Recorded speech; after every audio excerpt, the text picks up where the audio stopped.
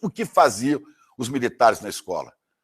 Manter a disciplina e criar esse tipo de comportamento que você viu. Eu vou demorar um pouquinho só para falar onde começa isso. Isso começa na Itália, nos anos 20, 1920, quando Mussolini sobe ao poder como primeiro-ministro. Então, ele cria o cidadão soldado e começa com a juventude.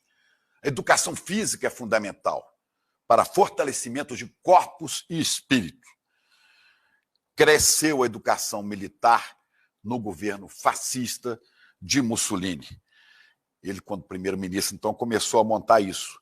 Ele começou, com o fascismo, a combater seus adversários políticos com repressão violenta, atacou seus opositores. Depois ele viu que isso gerava uma certa revolta, então ele descobriu que o jeito seria penetrar nas mentes e nos corações, principalmente das crianças e dos adolescentes.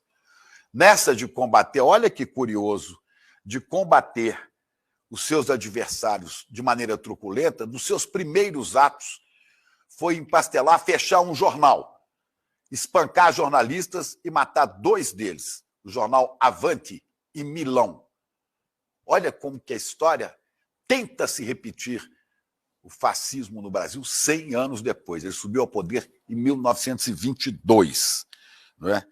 O objetivo disso aqui era atingir o emocional das crianças e dos adolescentes para formar o novo homem. Essa história de novo, isso é muito do fascismo. Né?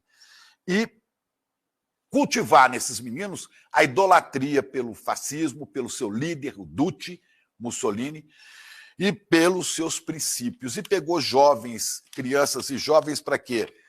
Para que esse pensamento, através deles, entrasse nas famílias. Teve apoio, foi difícil, mas teve depois apoio das escolas católicas, que também adotaram isso, e o resultado a gente sabe qual foi. Foi um regime terrível. O professor Lindener, que estava aqui comigo, estava dizendo, Chico, é curioso que a gente fala de Hitler e Mussolini, mas Hitler, quando implantou o nazismo com forma de governo, ele se inspirou exatamente em Mussolini. Então, Falcão, você não estava errado, não, quando você viu esses meninos e falou só falta fazer a saudação nazista para Hitler. É parecido, viu? Escolas e universidades. Depois ele vai atacando com trabalhadores, com a área da cultura, com o cinema fascista, reeducando o cidadão para criar o que ele chamava de novo homem. Olha que curioso.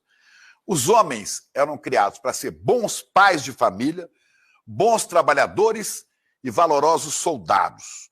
As mulheres, sabe qual, Roberta? A função da mulher é cuidar do lar, dos filhos e do marido e reproduzir para formar novos homens, exércitos de trabalhadores e soldados. Isso durante os 22 anos de Mussolini no poder. Você já viu isso aqui no Brasil? Não foi ontem que o general Girão debochou de deputadas, dizendo que elas têm que fazer filho, cuidar do lar. A mesma coisa, ele repetiu o ideário do Mussolini. Estão repetindo tudo. E as crianças faziam um juramento ao fascismo, em nome de Deus e da Itália, e você pode falar em nome de Deus, pátria e família, né? Juro seguir as ordens do Duce e servir com todas as minhas forças, se necessário com meu sangue, a causa da revolução, no caso, a Revolução Fascista. Isso é para dizer o perigo que nós corremos em 4 anos de Bolsonaro e continuamos a correr, porque o fascismo, como dizia um teatrólogo, um dramaturgo alemão, Bertolt Brecht, né, o fascismo é uma cadela que está permanentemente no cio. Você tem que ficar vigiando. Sempre com fome. A cadela... Sempre com fome, sempre no cio e sempre com o perigo de procriar novos homens que acabam destruindo valores verdadeiros do ser humano. Eu fui anotando aqui, né, vários detalhes dessa formação fascista, né, de eliminação dos inimigos, esse negócio todo, para mostrar que é isso que a democracia não suporta. A democracia não convive com essa formação de jovens, como se vê, que tristeza um pai ver um menino berrando daquele jeito, né, como se falasse com gado. Olha que coisa triste isso, né? Sim. É isso que estava sendo gestado no Brasil. É isso que Tarcísio quer continuar fazendo nas escolas de São Paulo, Jorginho em Santa Catarina, Ratinho no Paraná, Ibanez no Distrito Federal.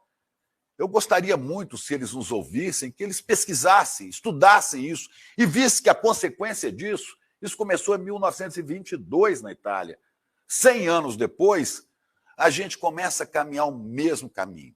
E não houvesse, pelas urnas, não houvéssemos interrompido a caminhada, houvesse um novo governo de Bolsonaro, talvez isso se consolidasse e essa história terminasse com a tristeza que foi a Europa de Mussolini e Adolf Hitler.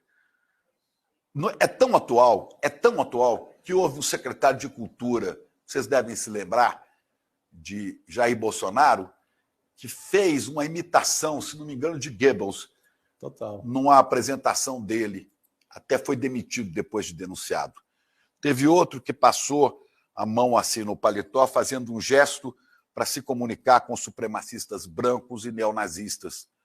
Tem uma deputada, né, a deputada Zanatta, Júlia Zanatta, que usa, ela disse que é que ela usa aquela tiara de flores por causa do Oktoberfest, da terra dela, tudo bem, mas era a mesma tiara que na Baviera, no sul da Alemanha, as mocinhas do nazismo usavam quando iam se encontrar com Adolf Hitler. Não é por coincidência que, olha aqui, olha, a cara angelical com essas flores na cabeça, parece até a imagem de uma santa, mas olha nas mãos. Né? A pureza, olha a mão do presidente Lula ali furada de balas. Né? Para essa aqui, não há comissão de ética da Câmara dos Deputados, mas para 6 deputadas do campo progressista que defendem os pobres, os trabalhadores, a essas, em 4 horas, Arthur Lira encaminhou o processo e elas podem ser cassadas por falta de decoro. Isso não é falta de decoro. Isso é falta de outras coisas, de democracia. E não é à toa também que agora, essa semana, o governador de Minas Gerais, bolsonarista Romeu Zema, citou uma frase que era de Mussolini. Sim. Depois disse, não, eu falei aquilo só para ver qual seria a reação, ele disse ontem na Globo News. E Bolsonaro, né, já citou uma frase que se tornou famosa também, meglio vivere un giorno da leone que 100 anni da pecore. É melhor viver um dia de leão do que 100 anos de cordeirinho. Também é uma frase de Mussolini. Eles não dizem qual é o autor, mas é este, o fascismo de Mussolini, o nazismo de Hitler, que, se o Brasil não se cuidar, penetra, conquista corações e mentes e faz dos jovens isso que nós vimos ali. Repete, só para a gente terminar, eu não falo mais. Vamos estudar, gente? Vamos estudar. Professor Lindeney, muito obrigado pelas dicas, né? E é isso que a gente não quer ver nas escolas brasileiras. Também não queremos ver crianças nas ruas trabalhando de aviãozinho do tráfico. Nós queremos escolas, como Darcy Ribeiro propôs no Rio de Janeiro, de horário integral, CIEPs, de horário integral, onde a criança chega de manhã, estuda, tem refeições que ele não tem em outro lugar e aprende valores da cidadania, da civilização, aprende a conviver com pensamentos diferentes e conviver na democracia. É o que a gente quer. Isso aqui não serve ao Brasil